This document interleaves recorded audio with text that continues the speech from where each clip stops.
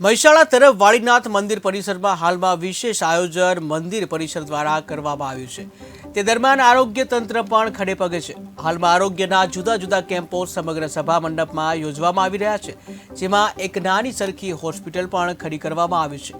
5 ambulance સહિત એક 108 અને 15 બેડવાળી હોસ્પિટલ પણ ઊભી કરીને હાલમાં આરોગ્યની સેવા આપવામાં આવી રહી છે।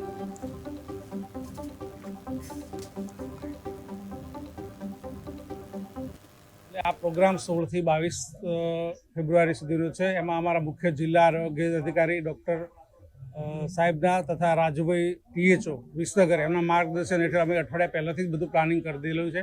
ટોટલ 5 આપણા પ્રાઇમરી સેન્ટરના બેઝ બનાવ્યા છે। એમાં મેઇન એક બેઝ હોસ્પિટલ અંદર બનાવી છે, જ્યાં 17 બેડ છે, ઓક્સિજન છે, ECG મશીન છે, બાટલા, ઇન્જેક્શન બધી જ સેવાઓ ત્યાં ઉપલબ્ધ છે। એટલે પેશન્ટને કોઈ ઇમરજન્સી સર્વિસ જરૂર પડશે તો ત્યાં આપીશું। પછી એમ લાગે કે આ પેશન્ટને આગળ મોકલવાની જરૂર છે તો આજુબાજુના આપણે રેફરન્સ સેન્ટર ધારો કે Visnagar civil hospital, Unjha civil, Vadnagar, Mehsana એ બધાનો કોન્ટેક્ટ રાખેલા છે અમે। એ સિવાય અંદર 3 અલગ સેન્ટર છે। એક યજ્ઞશાળાની બાજુમાં અમારું મેડિકલ સેન્ટર છે, એક રેસિડેન્ટ ડોમ આગળ એક મેડિકલ ટ્રીટમેન્ટ સેન્ટર છે, બીજું મંદિર પરિસરમાં એક અમે અલગ મેડિકલ સારવારનું રાખ્યું છે, અને 5મું સેન્ટર અહીંયા સબ સેન્ટર ખાતે અહીંયા જે રોડ ઉપર પબ્લિક હોય તે બધાને પણ અમે સારવાર આપી શકીએ।